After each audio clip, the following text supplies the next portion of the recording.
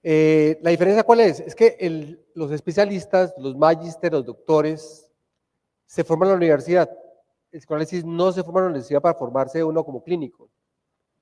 Uno puede tomar teoría psicoanalítica en la universidad, pero para formarse como psicoanalista en el campo clínico no se forma en la universidad. Bueno, es simplemente un dato porque usualmente se cree que el psicoanálisis es una psicología y no es una psicología. Que vengan todos los profesores de la distrital que digan que es una corriente psicológica y aquí los confronto y los debato argumentativamente. Es una epistemología totalmente diferente a la psicología. Y lo subrayo justamente porque, así como se hace también con el marxismo, se ha hablado que Marx es un economista, Marx es un sociólogo y Marx no es ni economista ni sociólogo, es un pensador que critica la modernidad e introduce un análisis material de la historia, ¿sí? Y redimensiona una crítica a la modernidad. Y luego de esa manera porque tanto Freud como Marx introducen una lógica diferenciada para tratar de asir el problema de la modernidad. El psicoanálisis introduce el sujeto del inconsciente y sus efectos en la cultura. Marx introduce la historia dialéctica y lo singular de la historia, cosa que la historia oficial desconoce. ¿Listo? Antes de seguir, ¿quién me puede hacer un favor de cerrar la puerta? Les agradezco muchísimo, compañeros. Bueno, ahí aparece en la pantalla una historia en constante renovación, la Escuela de Anales, Marta Bronislava Duda. Este texto va a ser un texto de referencia para las preguntas que voy a dejar para el parcial. ¿Listo? Entonces, por favor, lo dejamos en la fotocopiadora y ustedes lo van a leer. ¿Bien? Porque las 10 preguntas que dijo Fernando derivan de este documento. ¿Sí? Por supuesto, de las 10 preguntas, la mayoría van a ser de ese documento y las otras van a ser de mi charla, ¿sí? Que es lo que acostumbra Fernando. Fernando, el coordinador de la cátedra. ¿Bien? Para no atender sus orientaciones. Entonces, yo inicio de esa manera, no para corregir a Fernando, sino para tenerlo como motivo para iniciar la charla de hoy. Porque la charla de hoy está en el marco de la temática de este semestre que se llama Historia de la Educación Política. Y yo quisiera como, digamos, desglosar un poco los significantes de ese título, significantes o categorías o conceptos de ese título. Llamamos Historia de la Educación Política. Lo particular de esto es que la historia en Colombia está refundida. ¿Sí? Por ejemplo, en la cátedra precedente de 8 a 10 se desplegó, digamos, el recorrido, un recorrido temático que corresponde al semestre de la cátedra Democracia y Ciudadanía, que es lo correspondiente a la paz en Colombia. Y hubo 3 invitados. Lo importante de esto no es que fueran los 3 invitados, sino que los 3 invitados hicieron un recorrido histórico de un momento de Colombia que es importantísimo, pero que también ha sido marginado, que es el movimiento guerrillero, ¿sí? Y las incidencias políticas en este momento en la realidad social actual. Y es importante porque esa historia no se cuenta, ni esa historia está en los anales de las universidades, salvo una que otra si el tema es específico, que eso está, podemos decir, lo que está enmarcado en lo que se llama la historia de la violencia en Colombia, entendiendo la violencia en Colombia como una marca no solo de la nación colombiana, sino de América. Entendamos que la violencia, definida por los sociólogos, es el uso de la fuerza para el sometimiento de otro, fundamentalmente eso. Por lo tanto, eso tiene también bemoles, ¿no? El concepto de violencia también va a ser discutido también por Hannah Arendt, va a ser discutido también por el psicoanálisis.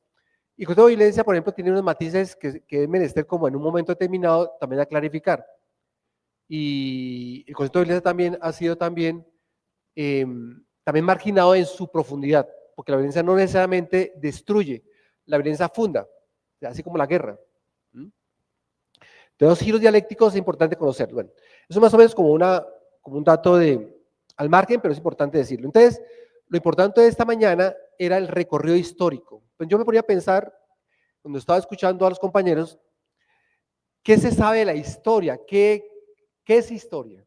¿Sí? ¿Qué es historia en un país desmemoriado? O, para hacerle eco a la palabra, ¿qué es historia para un país deshistorizado? Por tanto, yo quiero hablar, en principio, si alcanzo, cumpliré los 3 significantes. En su efecto, el hecho de abordar la historia y sus efectos, me parece que es camino ganado.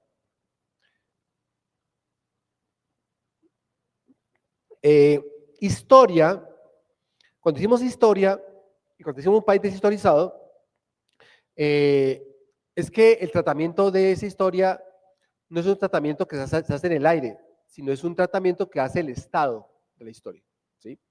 Si hablamos del Ministerio de Educación, y el Ministerio de Educación ha promovido currículas sin historia o englobadas en las ciencias sociales, desconociendo la historia, me parece que hay una direccionalidad ideológica y política, porque implica quitarle el fundamento al presente. Y eso también tiene orientación de tipo epistemológico.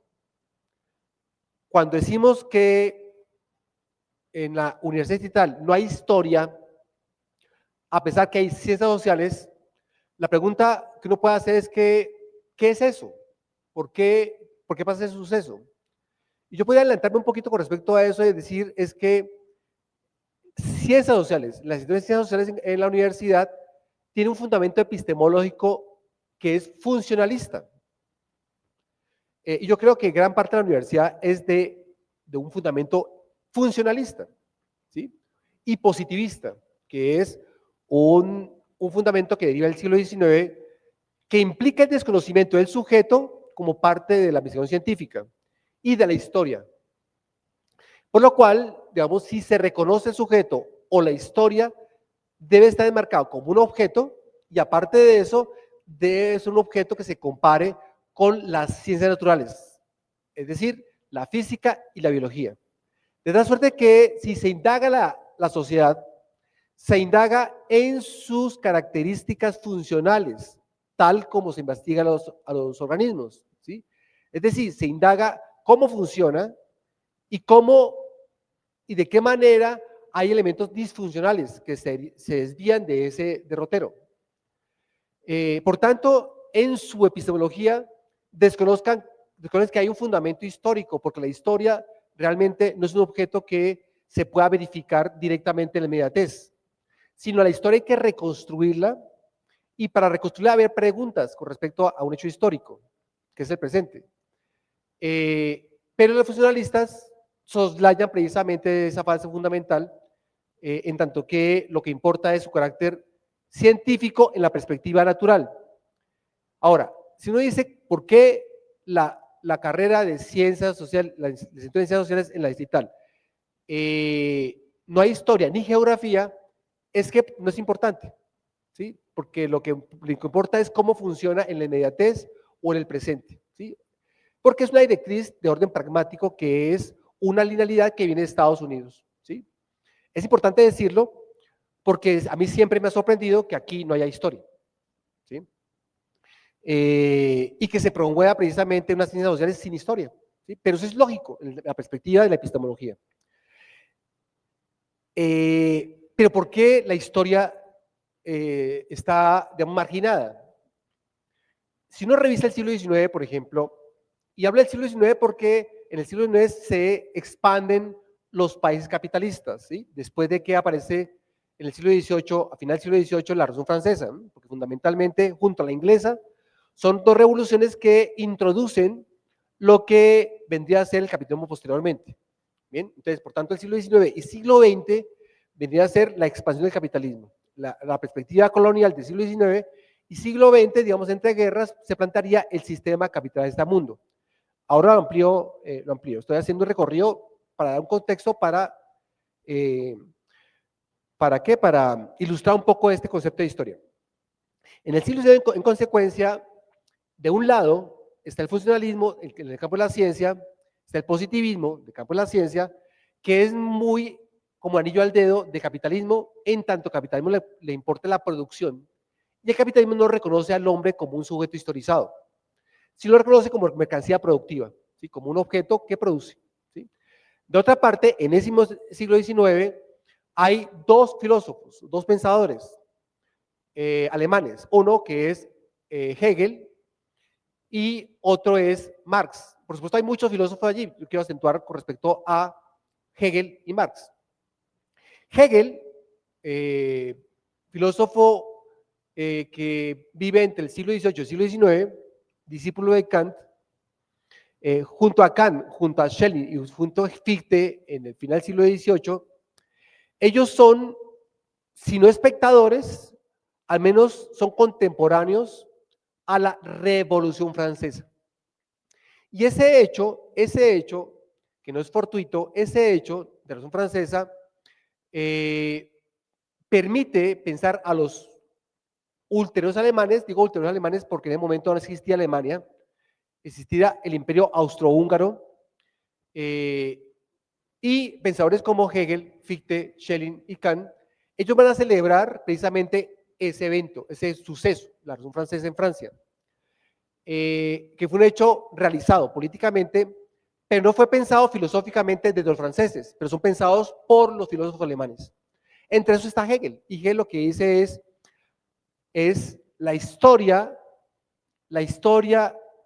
es de los hombres, porque la Revolución Francesa mostró que evidentemente la realidad la transformaron las multitudes, especialmente una clase social y soportada por una gran multitud que son los sanquilot. Y Hegel, va a pensar que el hombre es el que hace historia y por tanto por primera vez en la historia el hombre es entendido como un hombre historizado, es decir, como Hegel introduce el hombre y lo introduce en historia. ¿Por qué?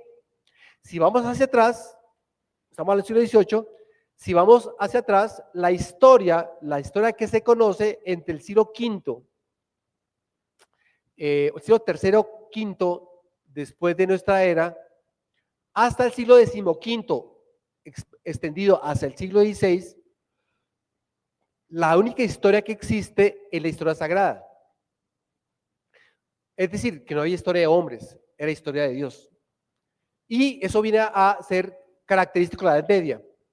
Recordemos que la Edad Media va del siglo V, cuarto, quinto, hasta el siglo XV. ¿Sí? Y ese marco de la Edad Media, solo hay una historia, la historia de Dios, la historia sagrada. Y no solo decir que fue Eusebio Cesarea y Constantino los que plantean que la única historia que existe es la historia de Cristo. ¿Sí? Y fundamentalmente los anales de la historia, la Edad Media, son en la historia sagrada. ¿Sí? Y todo lo que implicaba la educación implicaba considerar que la historia es hecha por Dios. Por tanto, digamos que ahí marcaríamos una diferencia de la concepción de historia en la Edad Media y lo que va a ser la modernidad, ¿sí? La historia fundada por Hegel. Ahora bien, pero eso es lo que hay, porque esa historia sagrada uno lo ve también a principios del siglo XX, final del siglo XIX, y muchos documentos de historia nacional. Si lo vemos en este momento, si vamos a los archivos, por ejemplo, vemos que toda historia del principios del siglo XX inician con las 12 tribus e inician con el Génesis, usualmente. Y por tanto es menester aclarar que eso es historia, por eso yo inicié con esto la historia. Ahora, ¿qué es la historia? La historia en griego se escribe así, historia. Y historia es un relato. Y esa historia es un relato, lo introduce Heródoto en el siglo V antes de nuestra era. ¿Listo? En la Edad Media, en la época clásica, marquemos la época clásica, ¿sí? Siglo V antes de nuestra era, siglo V después de nuestra era. Y la historia viene a renovar la manera como se lee la realidad en Grecia. Historia realmente es relato. Y es un relato que se fundamente en la autopsia. ¿Sí? Autopsia, uno siempre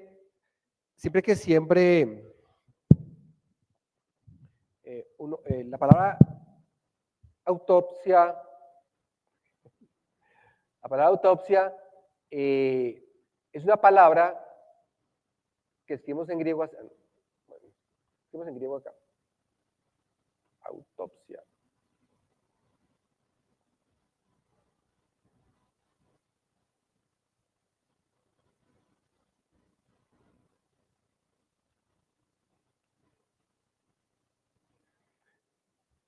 Autopsia. Aftosía. Y aftosía implica ver por sí mismo. ¿Sí? Opsia es de óptica. ¿Sí? De óptica. Y los historiadores de la época clásica planteaban que para hacer un relato implicaría haber estado ahí, ver por mí mismo, escuchar por mí mismo. Y por tanto los relatos son relatos correspondientes a quien vio, quien escuchó. Los relatos de las 9 historias de Heródoto es producto de los que estuvieron y los que escucharon. ¿Sí? El caso también de Tucídides, del siglo también del marco del final de la guerra de Peloponeso, que es del siglo V, siglo IV, más o menos. Y es importante notarlo porque la historia aparece como relato, un relato oral que es escrito. ¿Sí? Antes de la historia, de esta historia, estaban los logógrafos. Y los logógrafos eran personajes que estaban en las navegaciones cuando se navegaba para buscar recursos. Había personas que escribían, ¿sí?, lo que ellos vivían. Los logógrafos vienen a ser como los antecedentes de la historia. Porque antes de los logógrafos estaban los mitos. Y los mitos es la palabra que dice. Y la palabra que dice, mito, palabra que dice, como acá,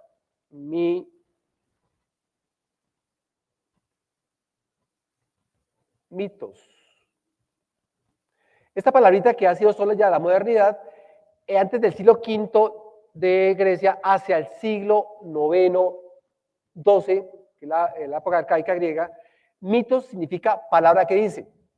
Y la palabra que dice implicaría que los mitos están vivos. Y la palabra que dice es una palabra que circula, es decir, que corresponde a una época donde hay historia relatada, ¿sí?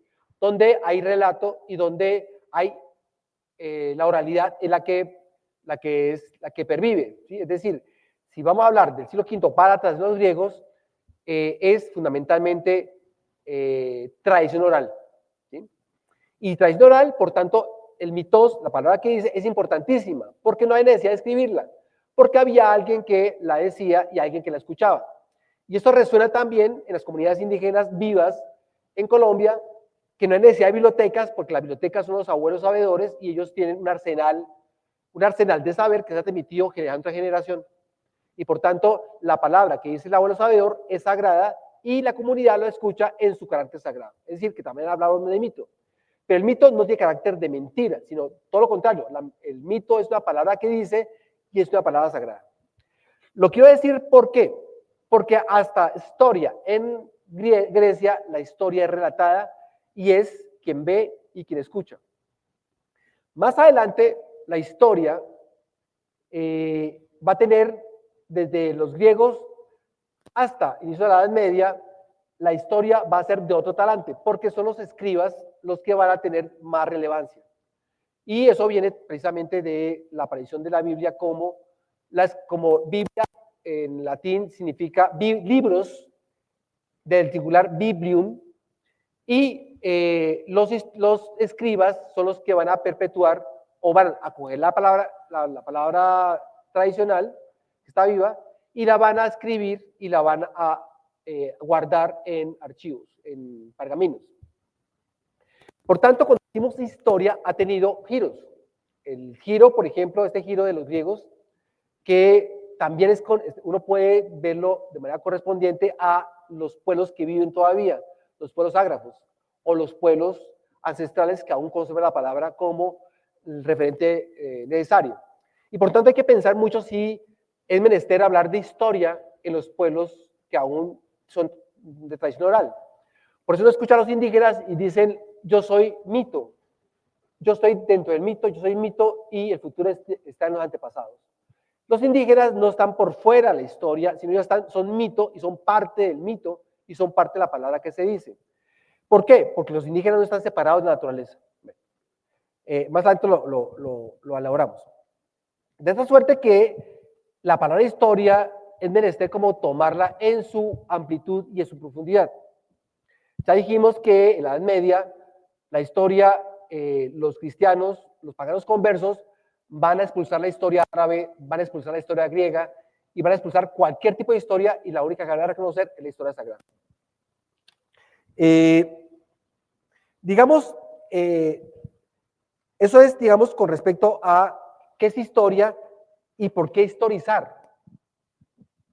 Bueno, pero digamos, también necesitamos entender también, cuando decimos historia y cuando decimos nueva historia, es decir, cuando decimos historia de la educación política, necesitamos entender que quien introduce historia de la educación política es la nueva historia. ¿Sí? Y vuelve otra vez el problema, ¿y qué es nueva historia? ¿Cuál fue la historia antigua y cuál fue la nueva historia? Y quiero contarles que este asunto de la historia es algo que es peliagudo. ¿Por qué? Porque fue Flavio Biondo, digamos aquí quién es Flavio Biondo.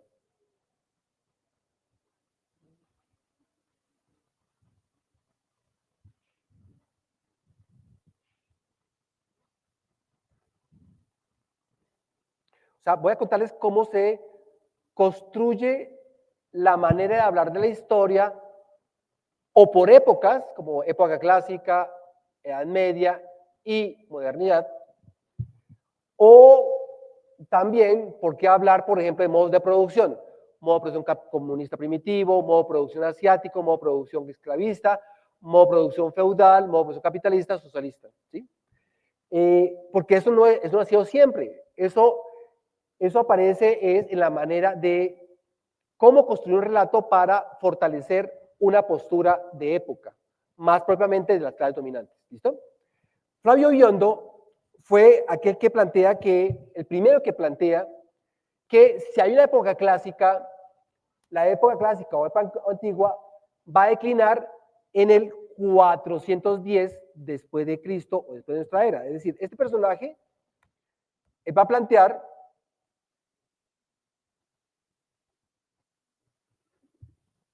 que es el primero, y estamos hablando de un tipo de 410 antes de la era común.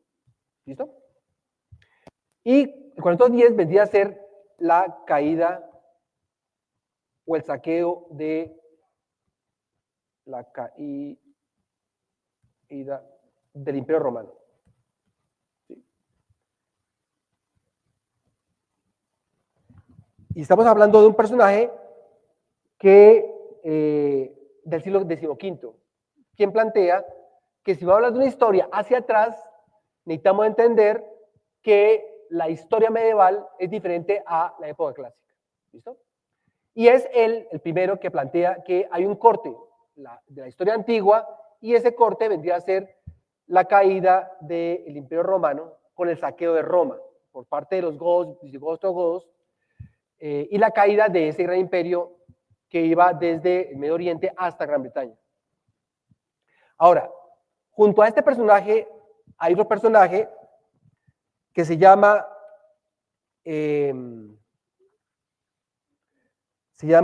Flacio Ilírico.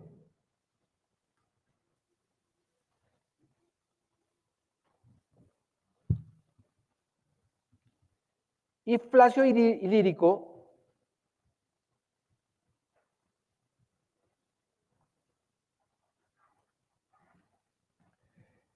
plantea en el siglo XVI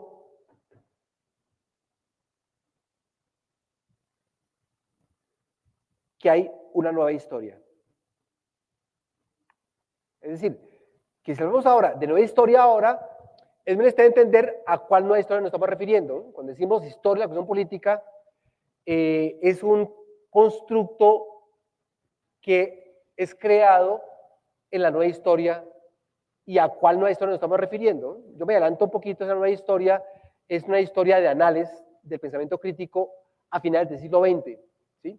Pero si yo no hago este contexto, se puede confundir la nueva historia de Flacio Ilírico con esa nueva historia que plantean los análisis, ¿listo? Que es el texto que quiero que ustedes lean. Y este personaje, él dice que hay nueva historia y es justamente para reivindicar el poder del emperador. ¿Listo? Ahora, hay otro personaje como Georg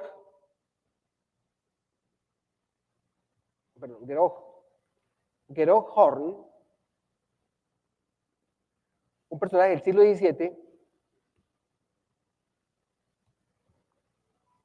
Este personaje es del siglo XVII, estamos hablando entre la Revolución Industrial inglesa a la Revolución Francesa, siglo XVII.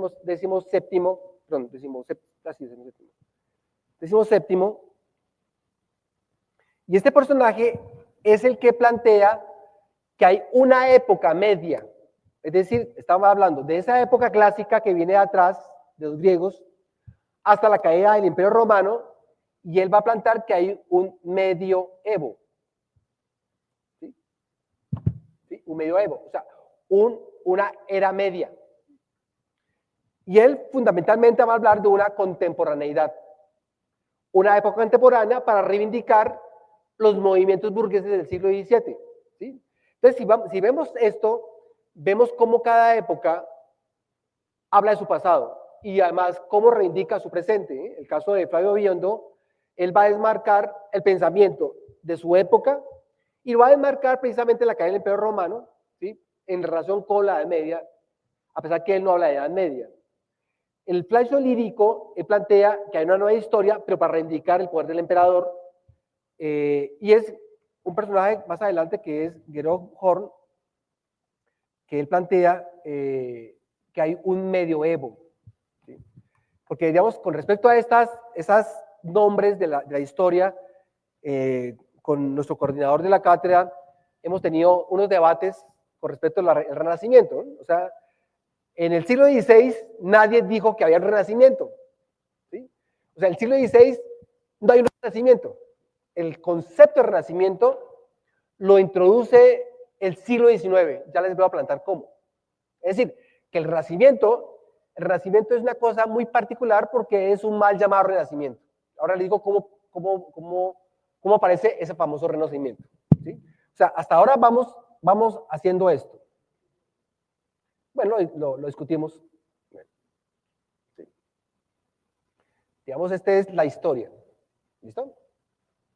Y digamos que esta historia, pongámosla así, chic y chic. ¿Sí? A nosotros en el colegio, en la universidad, espero que lo hayan hecho, nos han hablado de una época clásica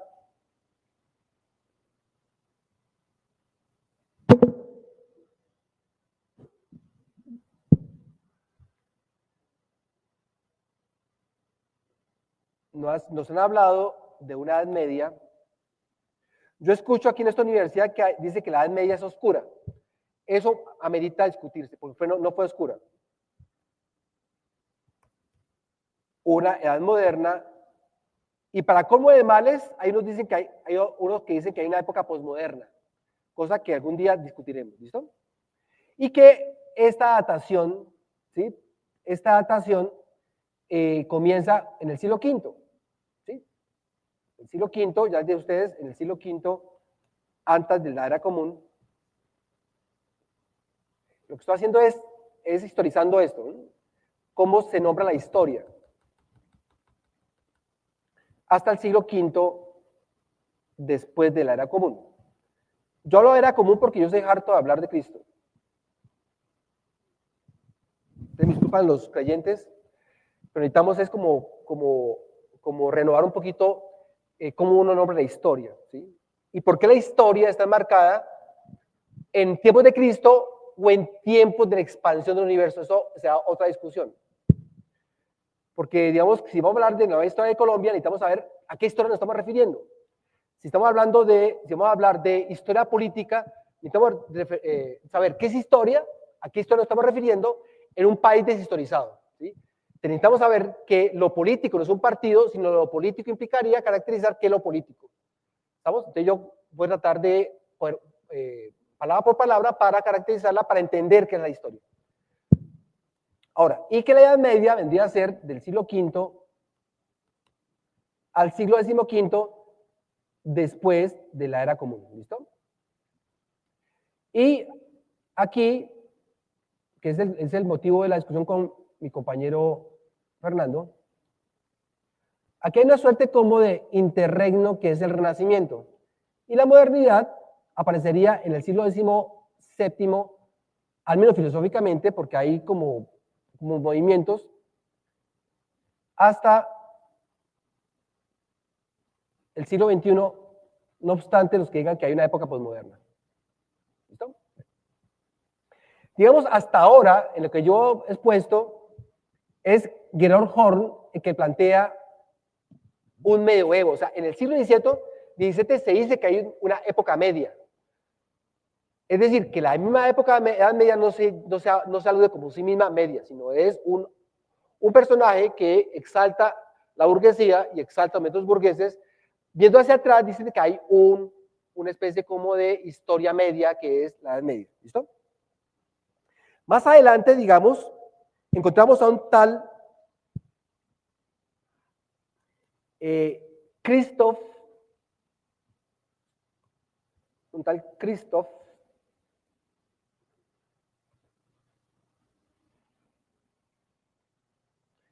Kellner. Este Christoph Kellner, y estamos hablando de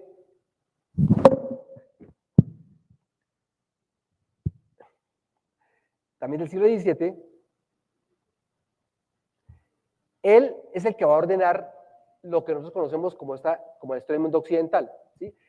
Christoph Kellner, en el siglo XVII, es el que va a plantear que hay una época antigua, una Edad Media y una época nueva, contemporánea, o más adelante hablar de modernidad, ¿sí? Es decir, que esta datación, esta suerte de cortes de la historia es tardía, y fundamentalmente en el siglo XVIII los ilustrados, después de la Revolución Francesa, los que ganaron la guerra fueron los burgueses, y los burgueses van a divulgar que la historia occidental tiene 3 épocas, desconociendo ni más ni menos que la época arcaica, la época oscura griega, y 200.000, casi 190.000 años atrás. ¿Listo? Porque la historia de la humanidad no son los 2.700 años que hay entre los griegos y nuestra época. Porque detrás del siglo V para atrás hay cerca de 190.000 años, ¿sí?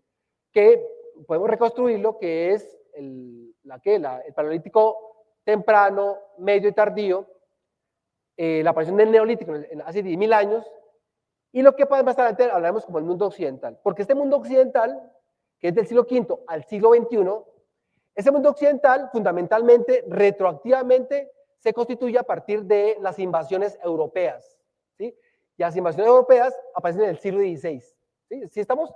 La historia no es lineal, sino la historia es un permanente anticipación y retroacción, son bifurcaciones, son cortes, son destrucción de pueblos, revitalización de pueblos, y por tanto no podemos hablar de una historia lineal, estamos hablando de una historia dialéctica. Esto hemos hablado muchas veces y es importante decirlo, porque la historia no se constituye en sí misma, sino es reconstruida desde una época, una sociedad. En este caso, por ejemplo, Flavio Biondo y Flacio Ilírico, ellos hablaban desde el imperio y por tanto veían aquello que está por fuera del imperio y que no tiene la misma lógica como la época antigua. Y lo mismo podemos hablar, por ejemplo, de Flacio Ilírico cuando él dice que la nueva historia es la historia del emperador. Pero él va a historizar su época y no la puede historizar, ¿sí? Más adelante, Gerhard, en el siglo XVII, él va a marcar que hay una Edad Media.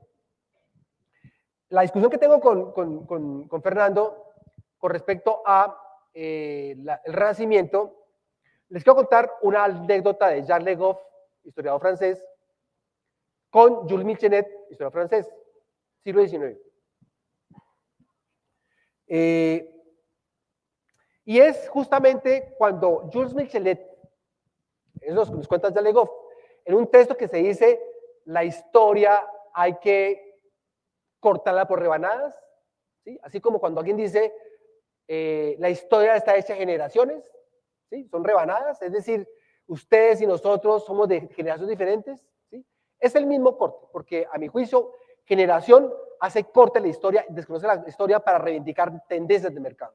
Es decir, si hablamos de generaciones, estamos hablando de tendencias del mercado, la tendencia del mercado de los últimos tiempos, la generación famosa frágil, la generación de los Z, la generación de los Y, los X, ¿sí?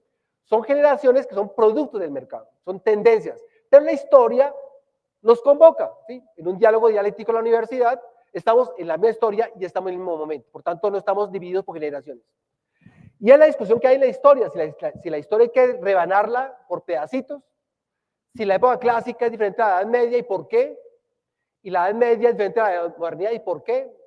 Entonces resulta que Jules Michelet, lo mismo Burckhardt en Alemania, estaban pensando precisamente en la Edad Media, porque la Edad Media es floreciente, la Edad Media es la iluminación, sobre todo la Baja Edad Media, o sea, el siglo XII al siglo XV es lo más lindo de la Edad Media. Los que han estudiado la Edad Media no puedes conocer la aparición de las universidades en el siglo XII, ¿sí? Sobre todo las universidades que recuerdan a los burgueses, como Bolonia y París, y viene a ser introducir la escolástica como filosofía muy fuerte en la Edad Media, ¿sí? El arte gótico, ¿sí? Los grandes arbotantes, los receptores que tienen las catedrales góticas son hermosísimas, el gótico es hermoso, ¿sí? Y no podemos desconocer la Edad Media como si fuera oscura, porque es iluminaria. Y eso, ¿quién dice que es iluminaria? Jules Michelet. Jules Michelet en el siglo XIX está diciendo que la Edad Media es la iluminación del saber, sobre todo después del siglo XII. ¿Bien? Entonces, ¿qué pasa? ¿Y por qué se dice época oscura? Jules Michelet pierde su esposa y él entra en una franca depresión, justo cuando está estudiando la Edad Media. Porque ambos estudian la Edad Media y el Jules Michelet dice la Edad Media es oscura. Y él se obnubila precisamente por el pesar y a partir del momento, digamos, aparece una suerte de desprecio de la Edad Media generada por un historiador como Jules Michelet. Eso va a rebotar en una de las vías de la historia, diciendo que la historia es oscura y por tanto, la Edad Media es oscura y por tanto no hay ciencia, por tanto es un cúmulo de creencias, sí, creencias, pero son ordenadas y filosóficamente sostenidas. Por tanto, digamos que hasta aquí, digamos, podemos ver que la historia rebanada por tres épocas llega a un límite. ¿Por qué? Porque ese límite es el tránsito de la historia en Europa. Y por tanto, esta datación no es suficiente para entender, por ejemplo, ¿sí? Otras geografías, porque esto es la historia de Europa. ¿Sí? Estamos hablando del siglo XVII, la aparición de la modernidad con Descartes, y la expansión de la modernidad con las independencias, posteriormente, después de la Revolución Francesa, y de cómo se incrusta, por ejemplo, el pensamiento europeo, y no nos podemos hacer de él, pero también en su noción de historia. ¿Sí? De suerte que en el siglo XIX, por ejemplo, aparece una historia del individuo, una historia del héroe, y por tanto reivindicamos héroes como Bolívar, héroes como Francisco de Caldas, ¿sí? Pero reivindicamos la historia de los hombres, del uno por uno, de los héroes, pero no recordamos la historia de los pueblos.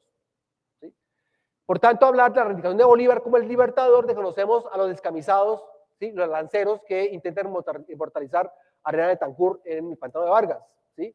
Que por cierto, los curadores, intentando volver a la historia, esa historia oficial, hegemónica, en vez de reivindicar los lanceros del pantano de Vargas, crean una especie de atril hecho de cemento y mármol, escribiendo en homenaje al oficial, al suboficial, y desconoce a todos los descamisados que Reina Betancourt intentó reivindicar. ¿Sí entiendes? O sea, la historia oficial desecha la historia de los pueblos. Por tanto, digamos, es importante conocer esto, y uno lo conoce en la filosofía, en el arte. Sin embargo, hay un problema, que es un problema que está escrito en Europa, y no está mal. ¿Sí? Es decir, si hablamos español, no podemos desconocer a Europa. ¿Sí? Está introducido por masacre y por exterminio, pero hablamos español. Y por tanto no podemos desentendernos de él. ¿Sí? Y estamos en la Universidad Occidental y no nos podemos desentender de la Universidad Occidental que nace en Europa y se cambia en la Ilustración. ¿Listo? Es importante mencionar esto, ¿por qué? Porque aparece, ¿sí?, la propuesta de historia de Karl Marx. Y Karl Marx va a plantear lo que se llama los modos de producción. En el análisis material de la historia, dialécticamente de la historia, Marx toma a Hegel, ¿sí?, y toma de Hegel que el hombre está en relación con la historia, el hombre no está solo, sino el hombre está en relación con otra conciencia y está en relación con la historia, porque eso fue lo que Hegel capta de la Revolución Francesa. Y por tanto, a partir de ese momento el hombre no está solo, el hombre está con la historia, el hombre está en relación con el otro, el hombre está en relación con las sociedades, es decir, que no está solo. O sea, no es la historia de los héroes, es la historia del hombre en relación con una sociedad. Y lo que va a hacer Marx es que Marx va a plantear la manera de contar la historia. Y la contar la historia es en relación con los vínculos que hay entre los humanos, las relaciones sociales, y en relación con la tierra o la posesión de la tierra. Es lo que llamamos modo de producción. Y Marx va a plantear, digamos, que es, a mi juicio, y a juicio de creo que los compañeros de la cátedra, él va a plantear una manera de historizar la humanidad, que son los modos de producción. Los modos de producción son maneras de producir, pero para producir implica una relación dialéctica entre, digamos, entre los hombres o los humanos, digámoslo así.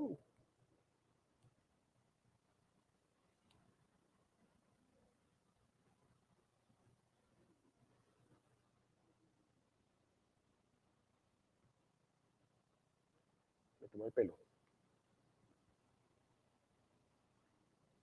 Y para que haya relación entre los humanos necesita un tipo de relación social y de pactos. Y estos pactos son derivados de la relación del hombre con la tierra o la naturaleza. Entre el hombre y la naturaleza.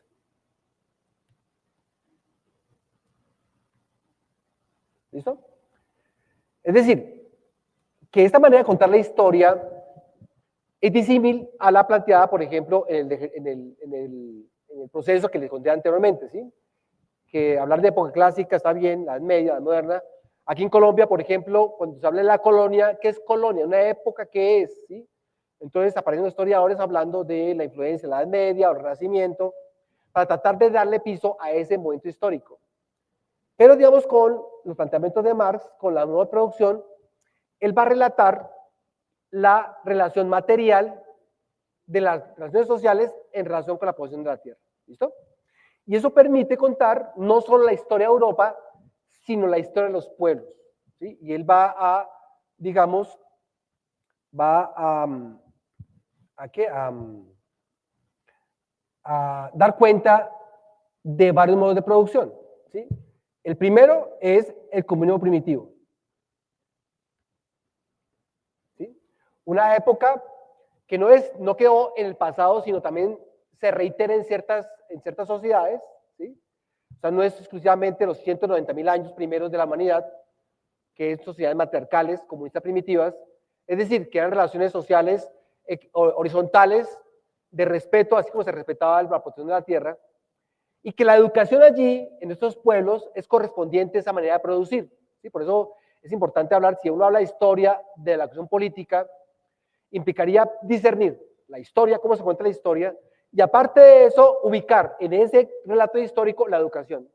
En este caso, cuando decimos comunismo primitivo, estamos diciendo que la manera de dar cuenta de la relación social implicaría la vida y por la vida. Es decir, no hay una institución, no hay unos dispositivos específicos, porque la relación social implicaba, ¿sí?, relacionarse con el otro de manera como se relacionaba el hombre con la naturaleza. Es decir, la madre tierra hay que respetarla, recoger lo que nos da y en consecuencia protegerla. Y en consecuencia también se protegía al otro, los niños, los adultos entre sí.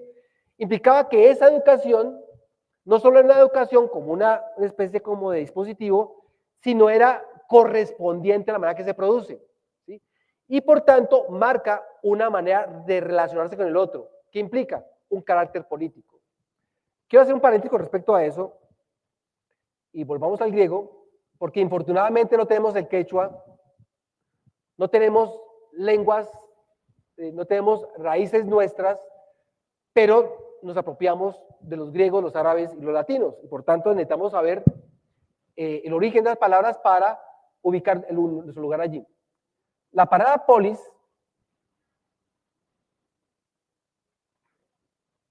en Grecia, esta historia es bonita y quiero contarla.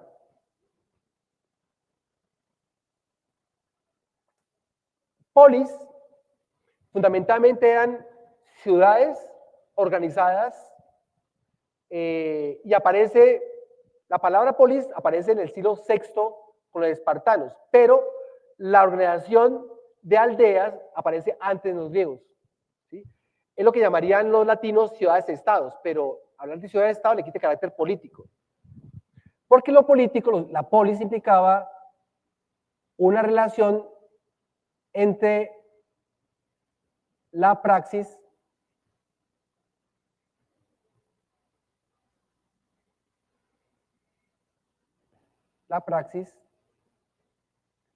y la lexis.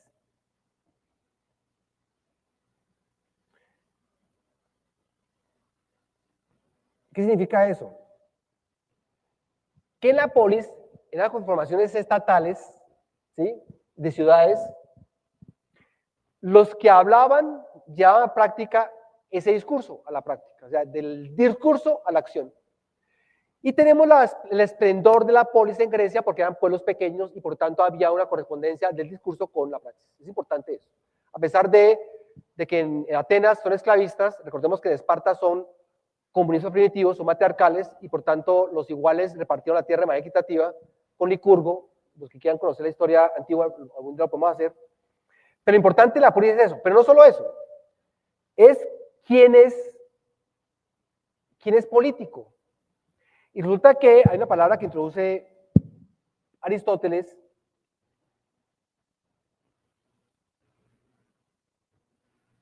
que es el soil politikon. Politikon.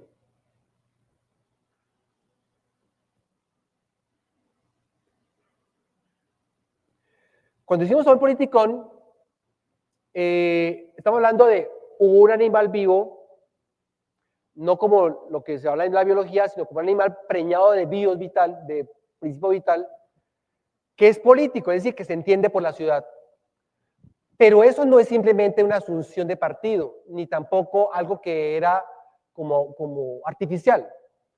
Porque la noción de hombre en los griegos, el antropos, solo se adquiría si estaba en una sociedad.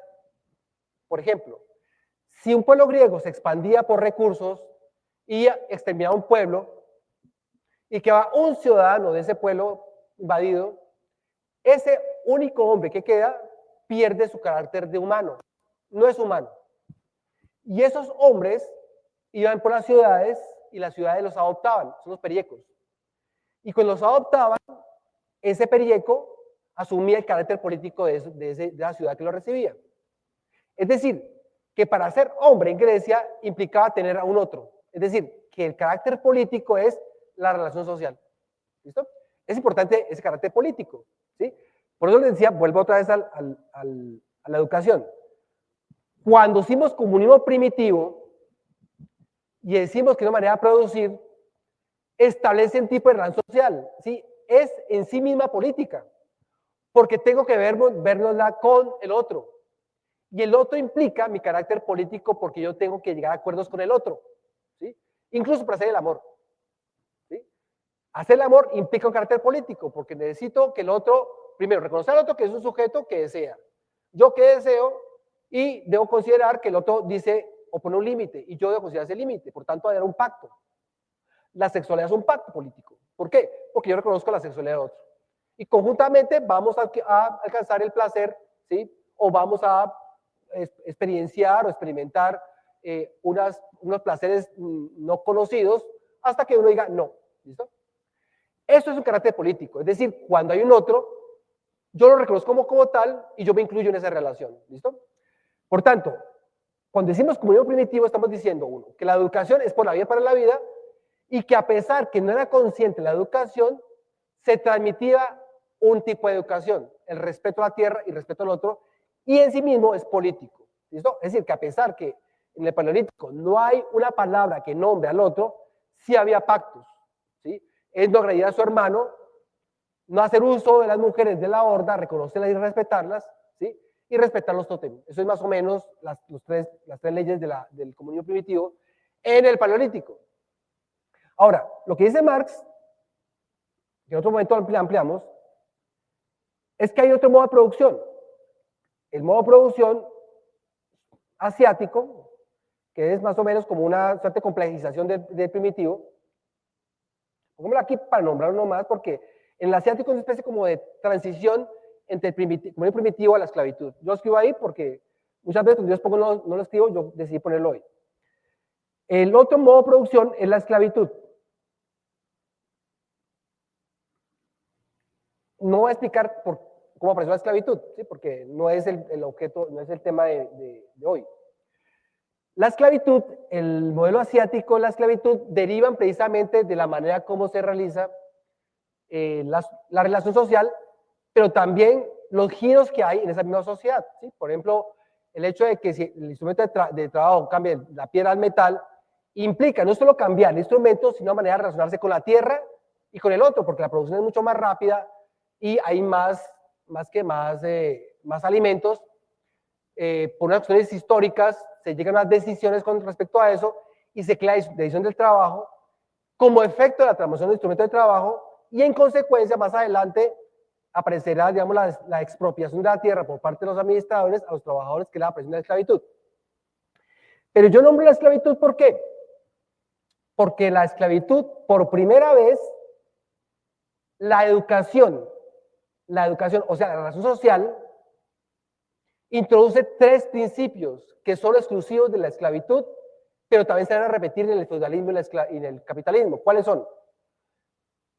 Hacer creer que la historia, la única historia, es de que tiene la propiedad, o sea, las clases dominantes.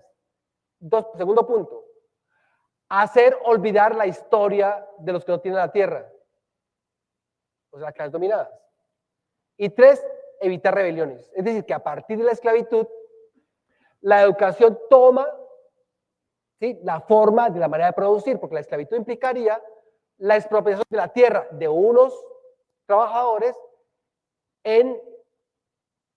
para, digamos, los intereses de aquellos que expropian la tierra, que son los esclavistas. ¿Listo? Estamos hablando de la lucha de clases.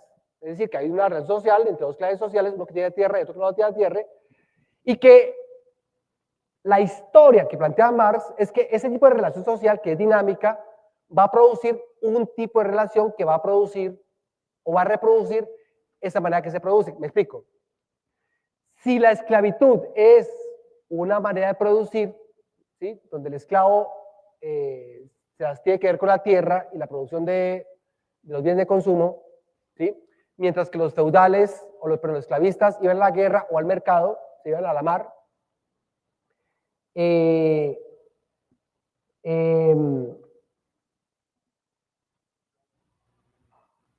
Se creaba una manera de reproducirla, ¿sí?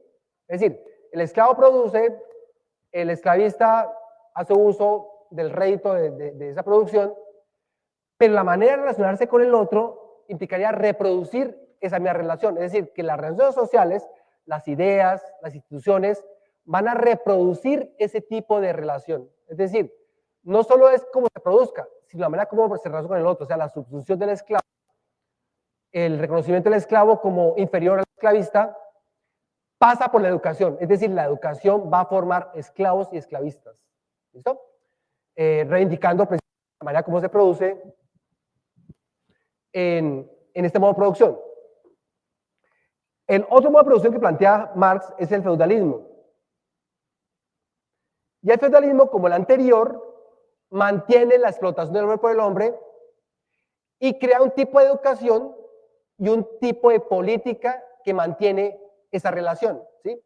Recordemos que el feudalismo, a diferencia de la esclavitud, porque la esclavitud entre Atenas y Roma, que es por excelencia el mundo occidental, ellos tienen organizaciones sólidas colectivas. Por ejemplo, los atenienses tenían las asambleas, la polis misma, ¿sí? De ahí viene la palabra político.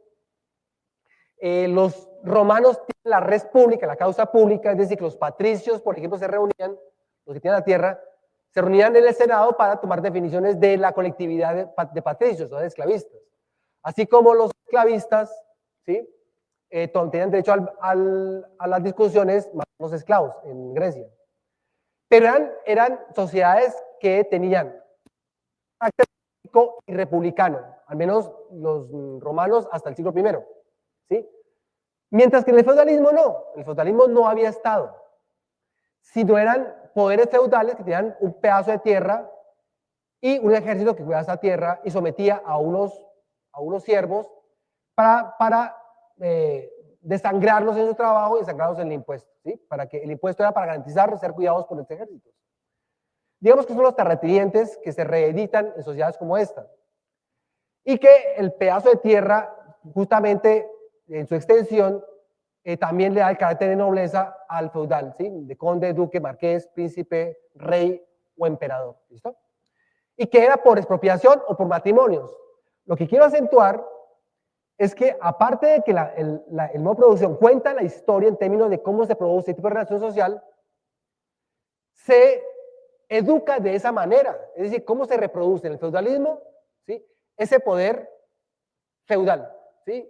Y no se va a decir que a pesar que no hay educación para los pobres en términos de entidades específicas, porque fue hasta el siglo XVI donde los pobres son considerados para ser educados, el púlpito se los educaba, los evangelios los educaban, los misioneros los educaban, los curas los educaban, ¿sí? Pero no los educaban enseñándolos a escribir y a leer, los enseñaban era desde el púlpito, ¿sí? Y por tanto no podemos decir que la escritura era de los siervos, sino era de las clases dominantes. En el siglo XVI, por ejemplo, al portas del Renacimiento, el mal llamado Renacimiento, y ahora sí quiero decir por qué es mal llamado Renacimiento, es mal llamado Renacimiento ¿por qué? Porque hay un renacimiento de nada.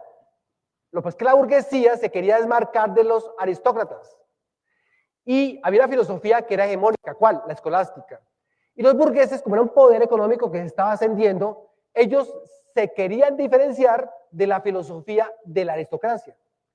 Y ellos, como entraron a las bibliotecas, ellos encontraron los griegos, eligieron un pensamiento a su acomodo. No eligieron los espartanos, eligieron los atenienses. Y ellos lo que hacen es, ¿sí?, extraer de las bibliotecas, ¿sí?, el pensamiento griego, que se acomoda muy bien a los comerciantes burgueses del siglo XVI.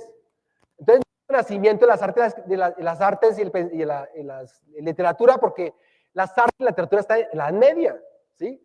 Entonces, digo que es un mal llamado renacimiento, la reivindicación de la burguesía en su propio papel, tomando a los griegos a su amaño. Cogieron los atenienses y no cogieron los espartanos, ¿sí? Por tanto, el renacimiento es la manera como se desmarca la burguesía de la filosofía aristocrática, ¿sí? Por tanto, el renacimiento que es transmitido de las sociedades capitalistas hasta ahora nos cuentan la historia como si las artes hubieran renecido con los renacentistas. No están, ¿sí? Porque la Edad Media es riquísima. Podemos ver a Jean Le Goff, podemos ver a Georges Duby, podemos ver a Dubois, a Jules Michelet, otros tantos que estudian la Edad Media y que es riquísima en su papel histórico. ¿Listo? Ahora bien, entonces, ¿qué estamos viendo ahí? ¿Qué estoy haciendo yo? ¿Sí? Que la historia de la educación política está en el seno de la historia cuando se entienden las relaciones sociales de producción. ¿Sí? No podemos extraer, ¿sí?, como si fuese una nueva tendencia. Es que la educación en sí misma es política. Y solo puede entender uno que la educación es política por su carácter histórico, entendiendo que es dinámico y dialéctico. Luego aparecerá el capitalismo, que repetirá la explotación del hombre por el hombre, pero también agenciará, ¿sí?, la expropiación radical de la posibilidad de vivir del obrero. ¿Por qué? El siervo, a pesar que trabajaba para el feudal, tenía pan coger, ¿sí? De todo lo que producía, podía coger de la tierra algo suyo. Con la aparición de la libertad económica, la libertad de pensamiento, cuando digo yo pienso, luego soy, el obrero, que son campesinos, que son liberados y van a las ciudades, pasan de ser miserables a ser trabajadores y proletariado, pero no tienen con qué comer porque tienen tierra. Y por tanto el carácter de libertad es un carácter de libertad porque pueden dar su fuerza de trabajo. ¿Sí? ¿Y el capitalismo qué hizo? ¿Sí? ¿Y qué ha hecho? Fundamentalmente crear una educación para replicar y reproducir las maneras de, como dije anteriormente, de producir. Es decir, cómo mantener las clases sociales y donde el pensamiento está volcado a los intereses de clase de la burguesía. Y estamos hablando de la historia de América y de Colombia. ¿Listo? Entonces, digamos que eso es lo que yo quería plantearles con respecto a esa dinámica de la historia de la educación política. ¿Por qué? Este relato de Marx, por ejemplo, es importantísimo, pero hay un movimiento que se llama el movimiento Anales, que aparece en Francia, con Marc Bloch y Fernando Braudel. Braudel porque es francés, es la A y la U en francés es O, Braudel. El asunto de esto es por Fernando Braudel, como buen marxista, y Marc Bloch, ambos vivieron la Segunda Guerra Mundial. Marc Bloch murió en el marco de la Segunda Guerra Mundial. Ellos van a reeditar la historia de Marx y van a crear la historia Anales. Tanto Marc Bloch como Fernand Braudel, ellos plantean una historia en 3 niveles, o 3 historias, digamos, en términos dialécticos, ¿sí?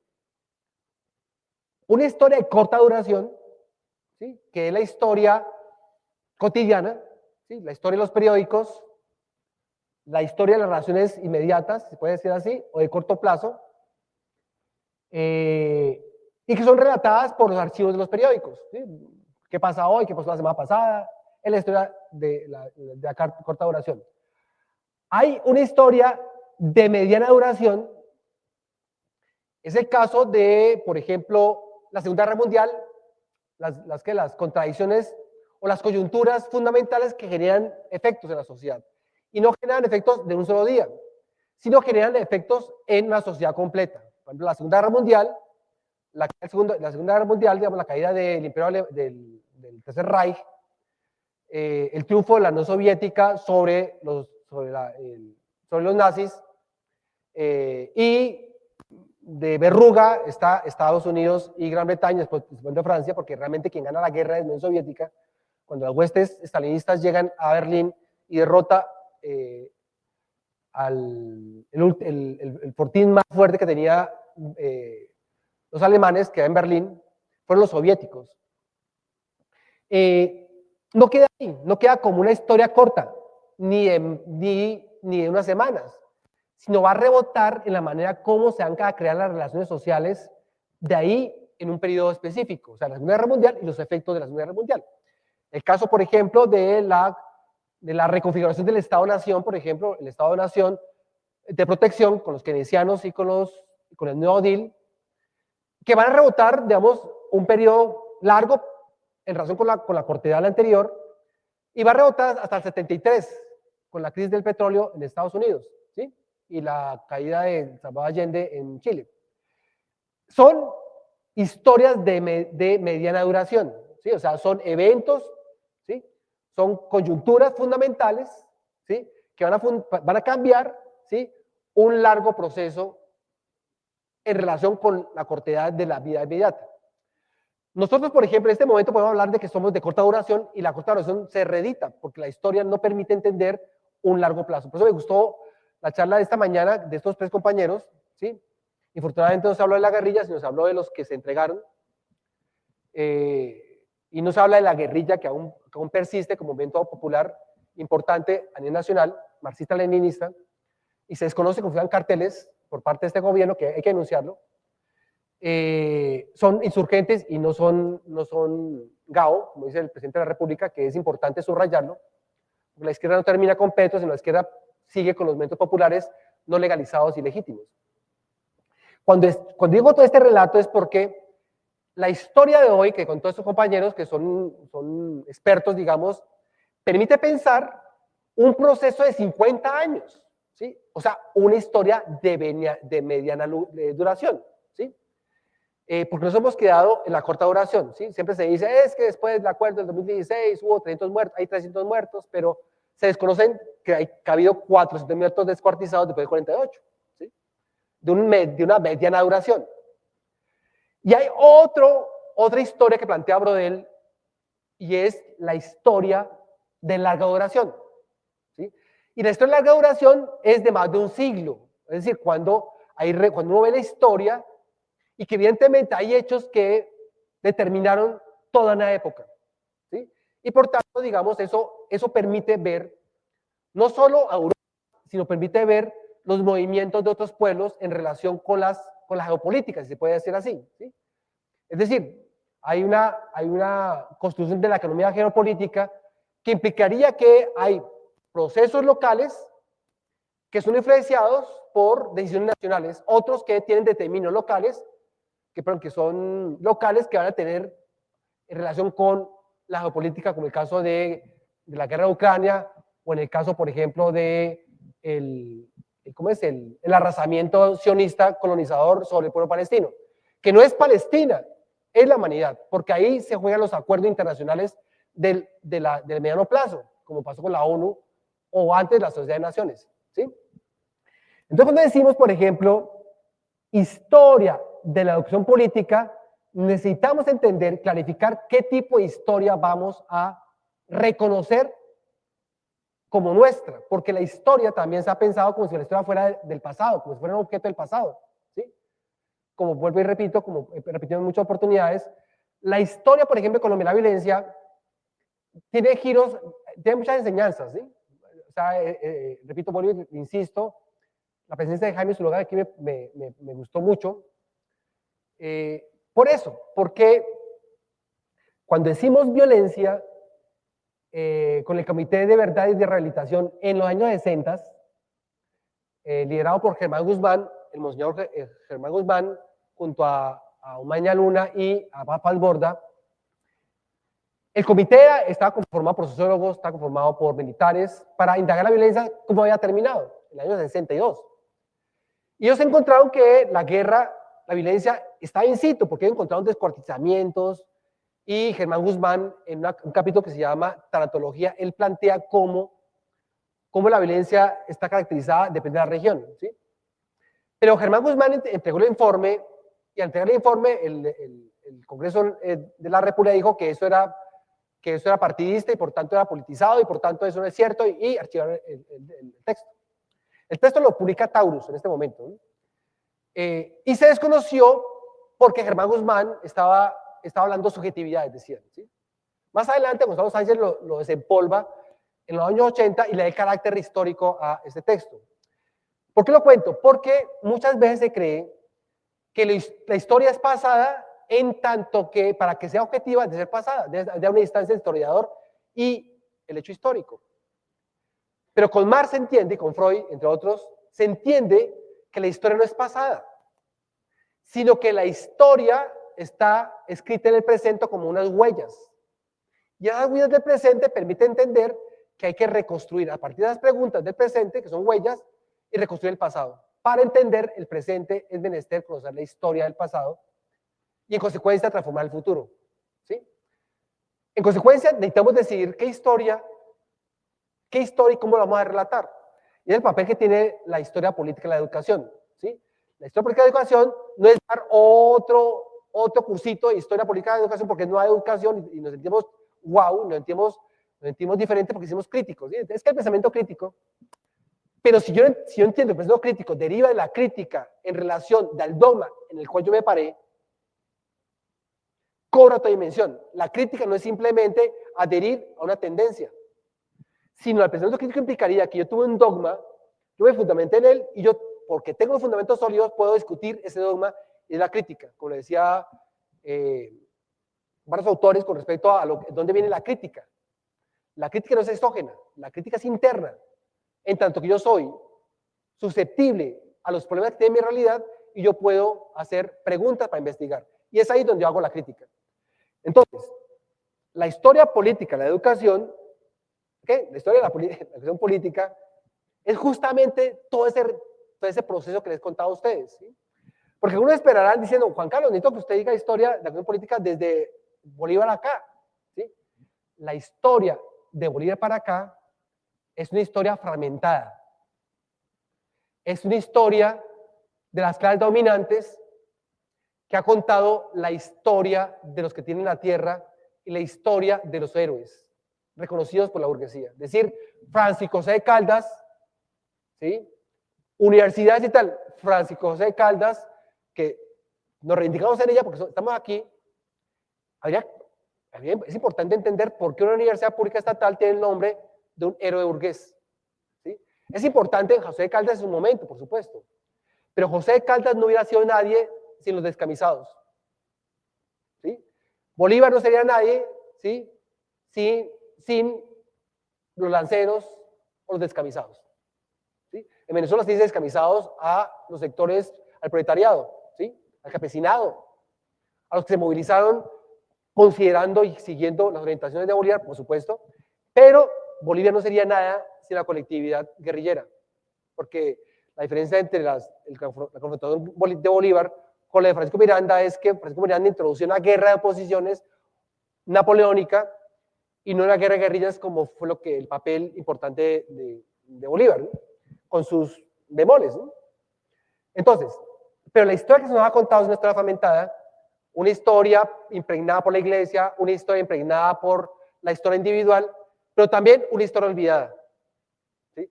Creyendo que la educación es una educación para transformar y la educación no transforma, compañeros. ¿Sí? Si ustedes vinieron aquí a transformarse en la educación de la universidad distrital, pues lamento decirles que ustedes van a repetir la historia y van a reproducir el sometimiento del hombre por el hombre si no hay crítica de su propio proceso. Y justamente la historia de la educación política introduciría, como dice Adorno, introduce la crítica para formar sujetos rebeldes. Entonces yo dejo ahí, compañeros. ¿Listo? Entonces, muchas gracias, compañeros. Entonces, la historia de la educación política es la historia de la rebeldía. Muchas gracias.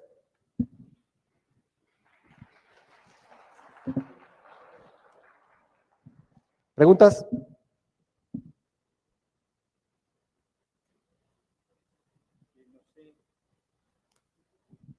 Preguntas, sospechas, intrigas, dudas, comentarios. Gracias.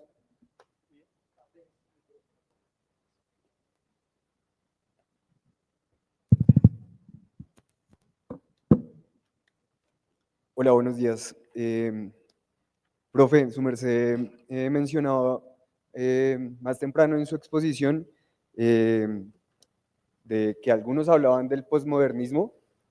Pues yo entiendo esas épocas como las que usted nombraba, el Renacimiento, el modernismo, el posmodernismo, como proyectos políticos, ideológicos y estéticos. Entonces quisiera saber por qué su merced sostiene que el posmodernismo pues, no existe me gustaría, esa sería la primera pregunta. La segunda pregunta, si no existe, ¿cómo lo nombramos? ¿Sí? ¿Cómo nos referimos a ese periodo? Y también me gustaría saber cómo sería justo nombrar el periodo histórico en el que estamos. Y ya, gracias. Es muy buena pregunta y chévere que lo hayas dicho. Y por fortuna hay tiempo. Mira, les voy a contar una historia. ¿Sí? Primero, una anécdota, no anécdota, sino como un relato lógico. Y después definimos qué es modernidad. ¿Listo? Cuando yo estaba estudiando en la Universidad de Antioquia, estamos hablando del 98-2001, prácticamente para entrar al posgrado era obligatorio, no, era necesario, no obligatorio, necesario tomar un curso de internet. ¿Sí? Eso que tiene que ver con la pregunta del compañero. Nosotros tenemos acceso a internet hace solo 25 años. ¿Sí? Las clases dominantes lo tienen hace cerca de 33 años. En el 92 uno ve, por ejemplo, la alta gerencia utilizando internet. Y cerca de 50 años son usos militares. Es decir, que la internet está en dos vías, ¿no? Primero militares, luego las clases dominantes y luego el resto de la gente. ¿Listo? Por lo tanto, los militares nos llevan años de tecnología digital. Bueno, ¿por qué hablo de eso? Porque nosotros estamos acostumbrados de que creemos que el tiempo es inmediato, de que uno puede hablar con alguien en China porque me escribe en WhatsApp. ¿Sí? Pero entendamos eso como un medio de comunicación. Ahora pensemos en el medio de comunicación. Los historiadores, los economistas han planteado que la modernidad se puede ver en tres vías. La primera, en temas económicos, estamos hablando de la invasión de España a tierras precolombinas. ¿Sí? Es decir, el nacimiento de la modernidad en temas económicos, pero no filosóficamente. Si hablamos de la modernidad en temas filosóficos, estamos hablando de Descartes, siglo XVII. ¿Sí? Estamos hablando de 3 siglos. ¿Sí? La primera, digamos, el primer momento de la modernidad económica, los medios de comunicación están a pie, a caballo, en carruajes y en carabelas. ¿Listo? ¿Qué? Ah, y las palabras mensajeras también. Entonces estamos hablando, entendamos ahora sí el movimiento. Digamos, si yo, por ejemplo, necesito un texto de Fernando Brodel y me meto a Amazon y lo pido, de pronto me llega mañana o una semana, depende, ¿no? ¿Sí? O yo puedo decirle a Fernando, oye, Fernando, se me quedó mi esfero o mi pluma en la casa, ¿verdad que me la pueden enviar con el estudiante que pasa por ahí? Y me lo traen, eso es rapidísimo. Nosotros. Pero pensemos qué pasó con el discurso del método de Descartes. ¿Sí? Estamos hablando del siglo XVII. Descartes publicó el discurso del método en francés, en latín, porque en Francia estaba prohibido, porque aún tenía injerencia escolástica, y la iglesia, y está prohibido hablar de lenguas vulgares. Y fue publicado en Países Bajos, lo que es. ¿Listo? Pero, ¿cuánto dura la edición del texto discurso del método? Primero, ¿cuánto dura de desplazarse para llevar el machote a los Países Bajos? No dura horas, dura días. Pero para que el discurso del método tenga incidencia de la modernidad, cuando plantea el yo pienso, luego soy y las meditaciones metafísicas de Descartes, implicó un siglo para que la filosofía cartesiana fuera inserta en el pensamiento burgués en la Revolución Francesa. Estamos hablando ya de un siglo. ¿Sí estamos? La modernidad aparece económicamente en el 1992. Filosóficamente aparece en Descartes. Pero se torna efectiva a partir de la Revolución Francesa. Pero no porque Robespierre se haya tomado, ¿sí?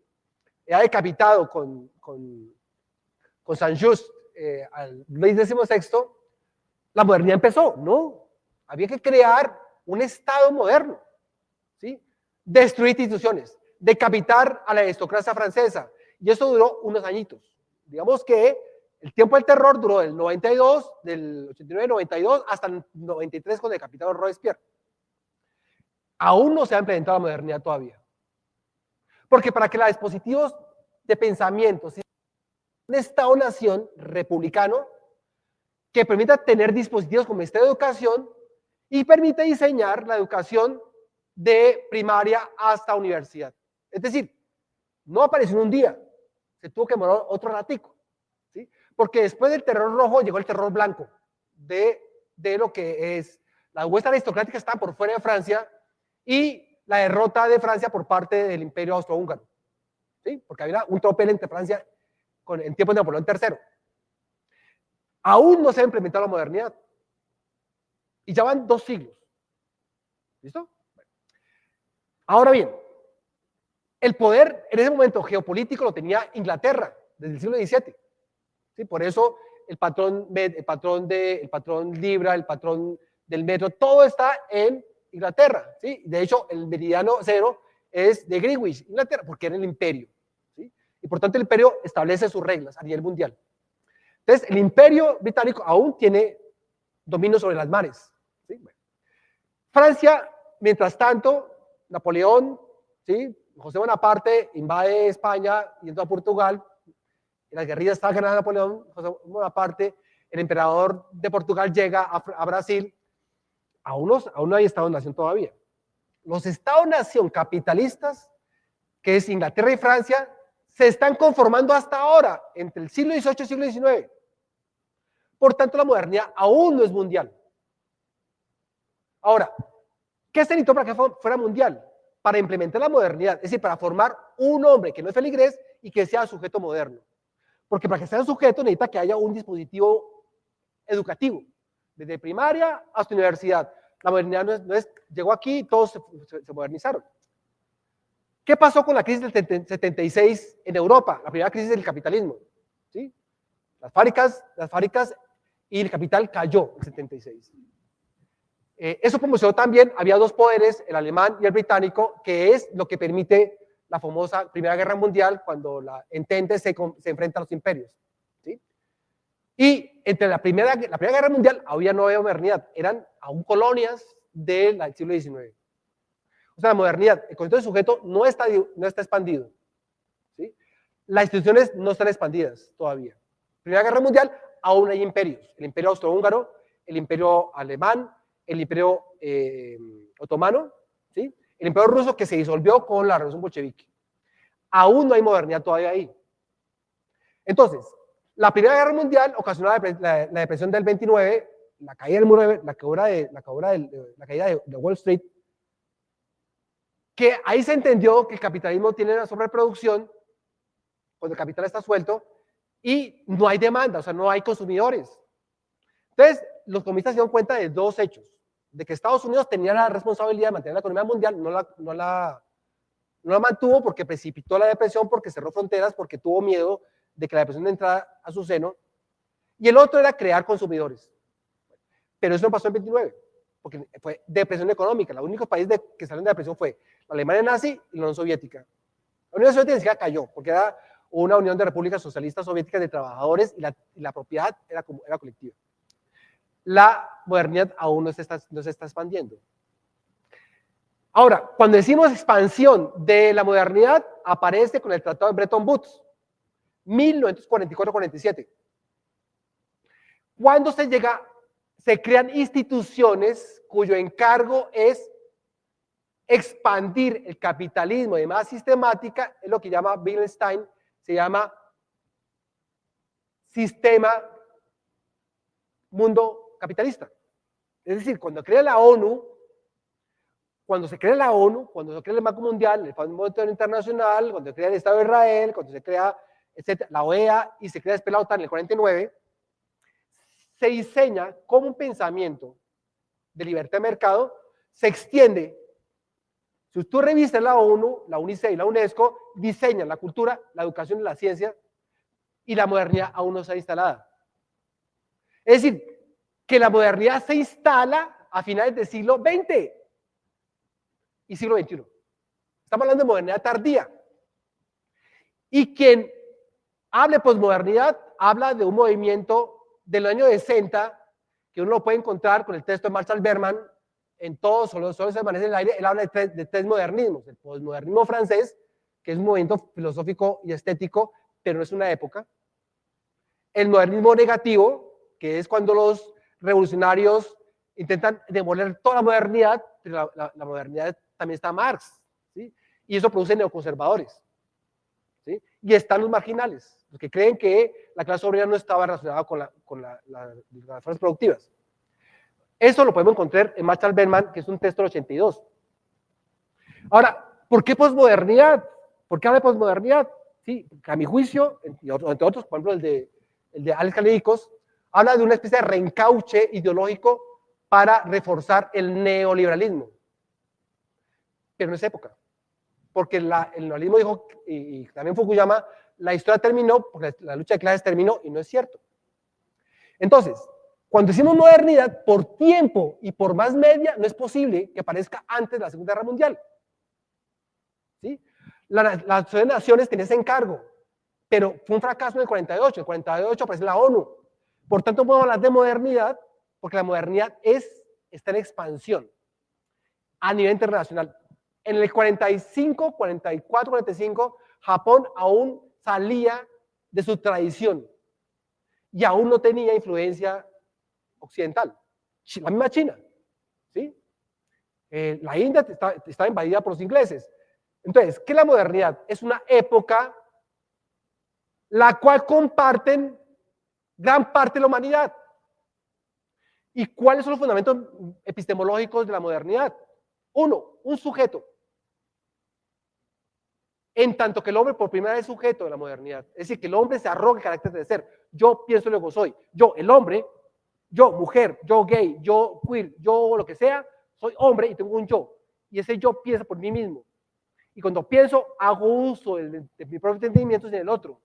Ese yo es el yo moderno. Si ese yo cambió, dígame, levanta la mano, ¿quién cambió eso? Por tanto, un concepto epistemológico no ha cambiado todavía.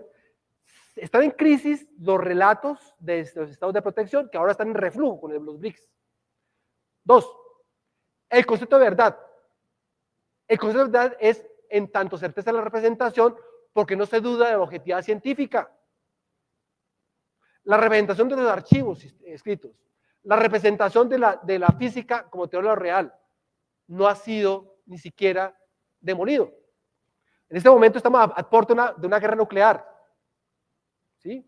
La guerra de Ucrania, las armas de disuasión que movió Rusia por la amenaza de Francia, la paternidad francesa y Estados Unidos que está reculando, es porque sabe muy bien que E igual a mc al cuadrado puede producir ni más ni menos que la extinción de la humanidad con una bomba nuclear, porque hay respuesta a otros países.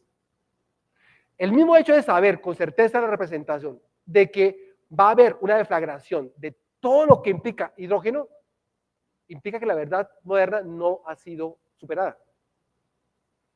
Y lo existente para la modernidad es todo lo objetivable.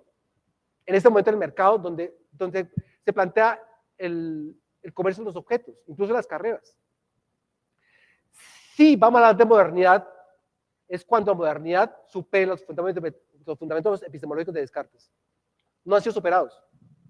Y la posmodernidad no ha existido ni siquiera como época, porque hasta ahora está implementando la modernidad, compañero.